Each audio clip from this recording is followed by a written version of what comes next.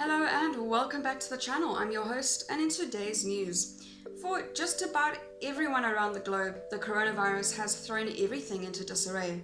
But for Prince Harry's relationship with his family, which was already in a fragile state, the pandemic just completely blew it up.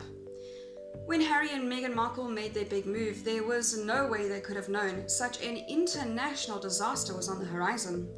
Now Megxit is being cast in a completely different light, and the 35-year-old is looking like the black sheep who abandoned the fam just as the shit hit the fan. This got even worse once his father, Prince Charles, tested positive for that COVID-19. We heard earlier this week that the news was a huge wake-up call that Harry had feeling overwhelmed with feelings of guilt.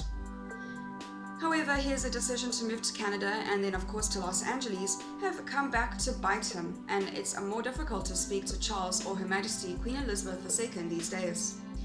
Harry tries to keep in regular contact with the Queen and Charles, but due to the 8-hour time difference, calls are few and far between.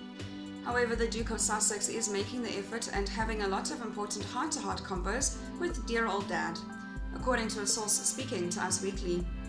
Charles found a great deal of comfort in their conversations while he was recuperating from the virus. That's wonderful. Sounds like at least one of the rift was on the mend. The bigger one, however, with the big brother Prince William, it's not so easily fixed, the insider says. They speak, but it's awkward. He's heard that Harry isn't in London to support the family amid the coronavirus outbreak. Another source says Harry is in an awkward position with Meghan now because he doesn't want to let on how upset he is. Like any household right now, there are ups and downs. To his credit, he tries to shield Meghan from her stress, so he'll confide to friends in the UK over the phone. The source paints that like a brave, selfless act, but that's actually kind of sad to us. Shouldn't they be a team, together on all decisions? We guess he's letting Meg focus on the new Hollywood side of things.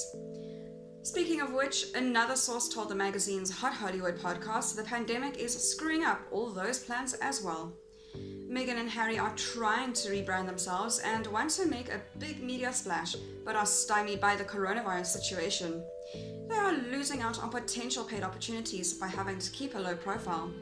Apparently they intend to go big with their rebrand in the spring, right after officially leaving their positions as royals, but just like every 2020 movie, they're having to shift everything back, and are now plotting for a summer or fall splash.